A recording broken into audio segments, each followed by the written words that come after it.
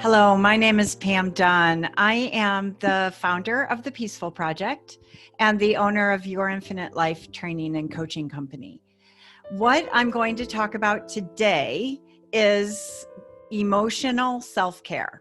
Last week we talked about mental self-care, and hopefully you got a chance to see that video. If not, you can go back to it.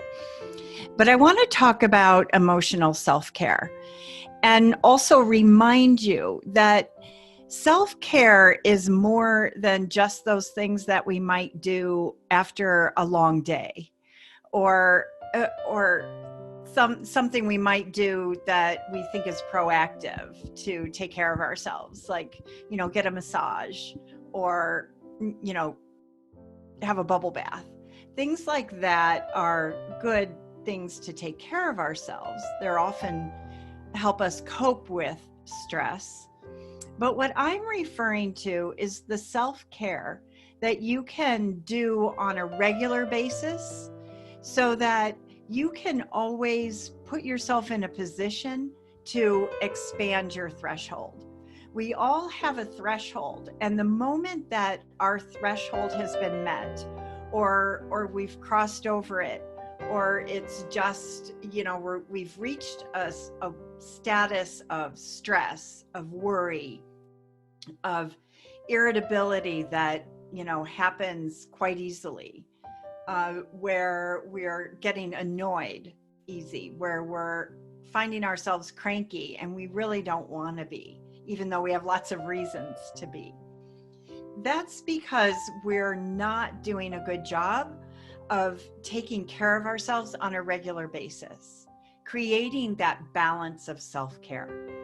And the balance of self-care happens when we take care of ourselves mentally, which is how our thoughts affect our well-being, and then how we take care of ourselves emotionally, and that's how our feelings affect our well-being. And that's what I want to talk about today.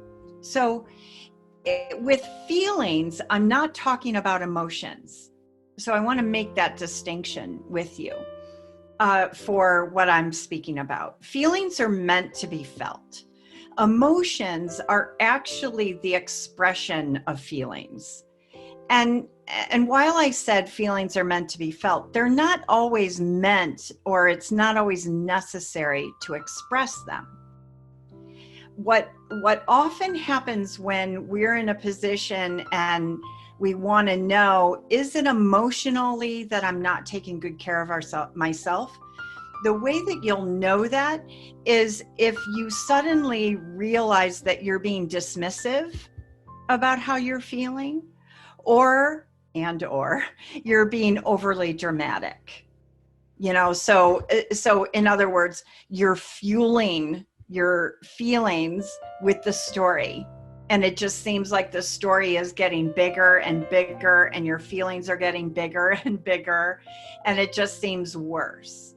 What you want to know about that is that those are the moments you're actually letting your discouragement lead you, and that really stepping back and taking good care of yourself will create the adverse, the opposite of that. So you will not be dismissive, and you won't be overly dramatic, but you will be honoring, and you will listen to yourself and listen to your feelings.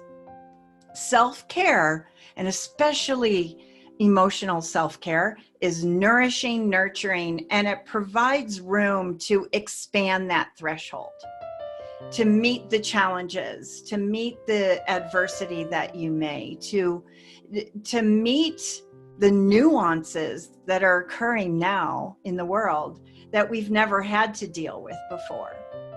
And we have what it takes, but we have to find a way to be able to be present to those challenges, and taking care of yourself emotionally will do that. So the thing that you want to know is that what you're also going to get along with this video is a guided meditation from me. It's a guided meditation on feelings.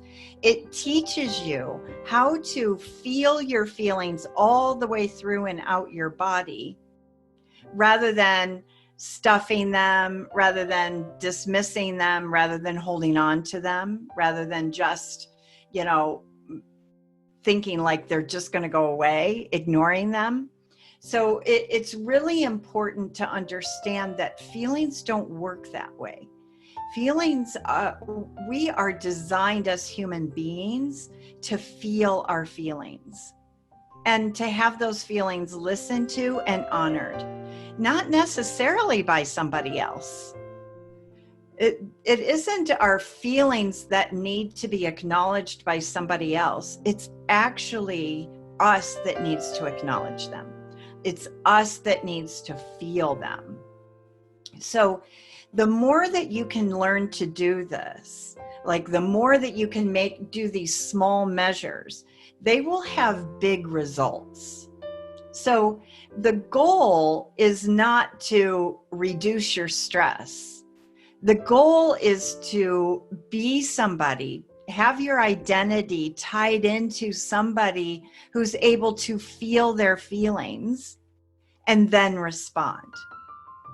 So the beautiful thing about feelings is that there are no good, bad, right, or wrong feelings. We often have learned and associated feelings with good or bad based upon our opinion of what they feel like. Some feelings are more uncomfortable for people than others, but that doesn't make them bad. It just makes them uncomfortable. And most of the time they're uncomfortable because we have to move through them and we're going to learn something, or we're not used to them. So let's talk about the feeling of mad or angry or frustrated. I love, and you'll find in the meditation and the document that goes along with it, that I love to talk about feelings in a very basic way, meaning that there are 5 basic feelings: mad, sad, afraid, hurt, and happy. Every other word that we attach to a feeling or give a feeling can fall into one of those categories. So, annoyed, irritated, mad, frustrated, angry, enraged, all of those can fall under mad. And the thing about mad is that if you ever have given yourself the opportunity to really just let yourself feel the mad without talking about it, without fueling the story, without engaging in the story, you'll notice that once you feel that feeling all the way through and out, what's left is what is known as inner strength. It's the inner strength that gives you the courage to set a boundary, to say no when you mean no, to be firm and kind and compassionate in your approach. Most often we may be firm but not kind in our approach when we haven't let ourselves feel the mad, but we're projecting the mad. In other words, we may not be actually saying it, but what we're believing in that moment is that I wouldn't be feeling this way if it weren't for you. And it is true that somebody triggers that feeling of mad. That's absolutely true. However, that feeling is yours. And at times of stress, at times when you haven't really been balanced in your self-care, this mad will be triggered easier for some of us. And so you want to begin to learn, and the meditation will help you do that, learn how to feel that feeling all the way through and out so that you can say no and be firm and kind. So you can set that boundary. So you can ask for what you want. So you can discipline. So you can hold somebody accountable. All those things are important things to do. And you don't have to do it from the mad place. You can do it after you feel it. You'll feel so much better about yourself. You won't make the mistakes that you feel bad about later, even though you justify it. So that's mad. Let's talk next about sad. And sad can also be disappointed. You wish it were different. That can fall under sad too. And the thing about sad is it's okay to cry if you feel sad, but some people cry when they're mad. So crying isn't necessarily an indication that you're sad. You really want to check that out. That's why listening to yourself when you're feeling something is so important, rather than trying to get somebody else to make you feel better. Don't go to automatically making yourself feel better. Go to a place of listening, just like you probably do with all the other people in your life when they feel sad. I'm sure you're very loving and tender with them. You want to be that way with yourself, because feeling sad all the way through and out is quite simply, yet profoundly, an indication that you care and what exactly you care about. So when you feel the sad, you can get a good idea of what's important to you and listen for that and address it from that place. Sad is such a beautiful, tender, open-hearted feeling. Now, let's talk about afraid. So the afraid that I'm talking about is not the danger afraid, the physical danger afraid. That's different, and that's important to have. But the afraid I'm going to talk about is the afraid to do something that you've never done before. The afraid to say the thing that you know is important to say, but you're afraid to say it. To the fear of maybe starting a conflict, the fear of confronting somebody, the fear of holding somebody accountable. You get where I'm going with all of this. We've all felt that before. And the important thing about that type of fear is that it's the place where courage is born. So we don't access courage unless we're afraid. Otherwise, it's not really courage. So the thing that you want to understand is this concept of feel the fear and do it anyway is where this comes from. But it doesn't say ignore the fear. It doesn't say bypass the fear. It doesn't say, act as if it's not there. It doesn't even say muscle through it. It says feel the fear and then do it. And then go for it. That's that concept of vulnerability being strength. Because in the moment that you feel your fear and you go for it, you will feel strong. You will understand courage. You'll also become more and more confident. That's where confidence lives. We don't get confidence first and then do something we're afraid of. We get confident from actually doing the thing that we were afraid to do. Now, next is the feeling of hurt. So often we hear people say, you hurt my feelings. And I think we do that as a way to be a little bit dismissive of our feelings. Because it isn't our feelings that are hurt. We are hurt. The hurt is the feeling.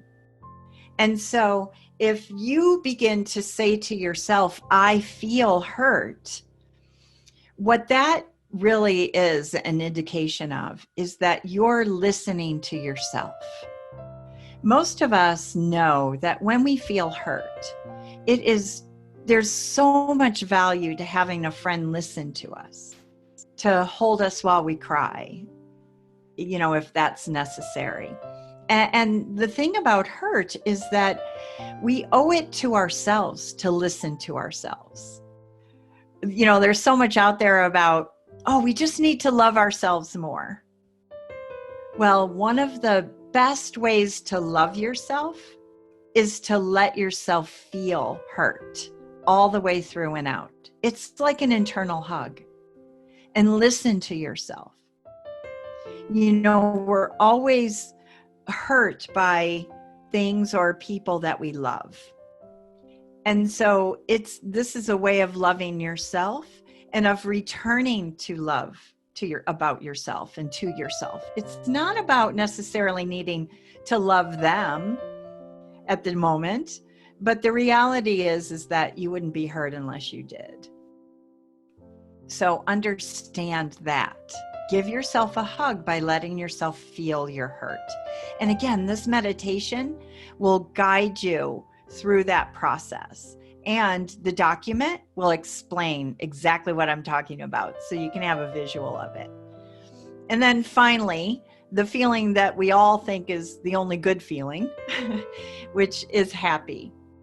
And happy, yes, it's a good feeling. So now is mad, sad, afraid, and hurt, right? You can see the benefit of feeling those. Happy has a benefit too. The benefit to happy is to know that appreciation, gratitude, joy, they all live within us. And just like all the other feelings, they're triggered by outside circumstances. But we are genuinely happy people.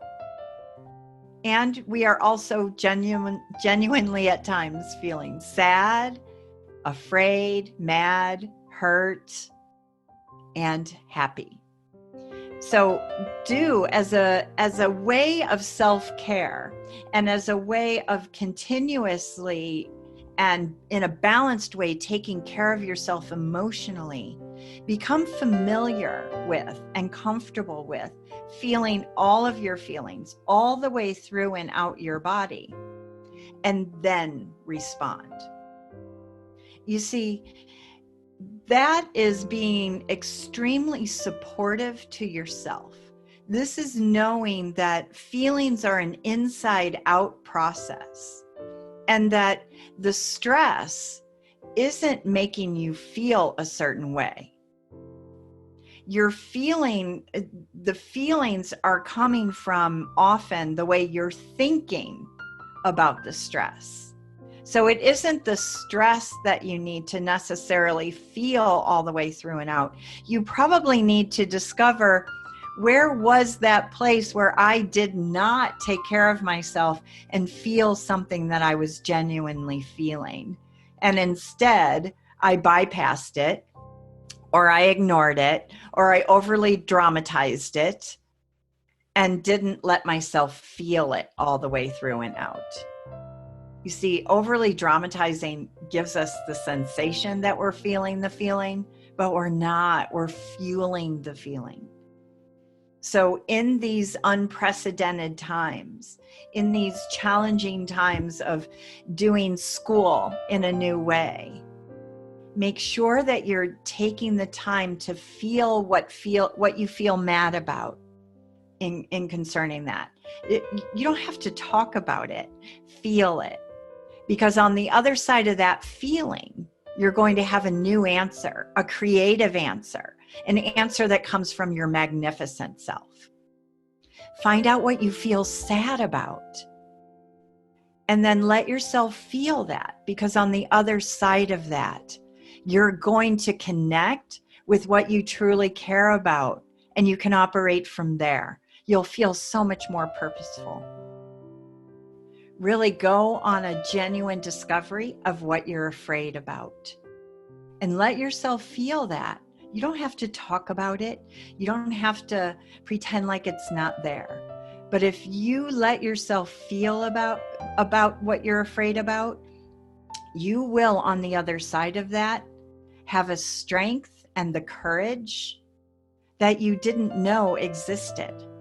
And when that strength and courage is there, so is creativity. Let yourself feel what you feel hurt about, if anything. But check it out. Take the time to check that out. And if you feel hurt about something, love yourself enough to let yourself feel that hurt. Because on the other side of that is a sense of inner peace that you can't have if you're avoiding hurt. And then finally, remind yourself what you're happy about so that you can feel from the inside out that that feeling came from within you. Thank you so much. And be sure to do the meditation.